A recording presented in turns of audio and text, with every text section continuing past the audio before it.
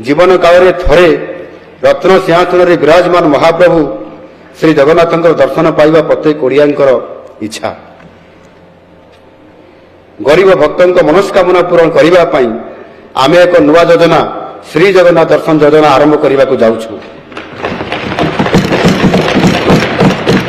प्रत्येक जिला सदर महकुमार श्री जगन्नाथ दर्शन स्वतंत्र बस रे गरीब भक्त माने मागणारे पुरी आसी श्री जगन्नाथ महाप्रभु दर्शन करने सह महाप्रसाद सेवन करेंगे।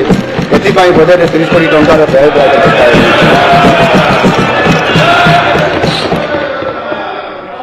बाचस्पति महोदय ऐतिह्य एवं स्मारकी गुड़िकर समन्वित विकास एवं पर्यटन स्थल में मौलिक सुविधा वृद्धि योजना अधीन प्राय 225 कोटी टंकार केन्दुझर घटगाँ स्थित मां तारिणी मंदिर परिसर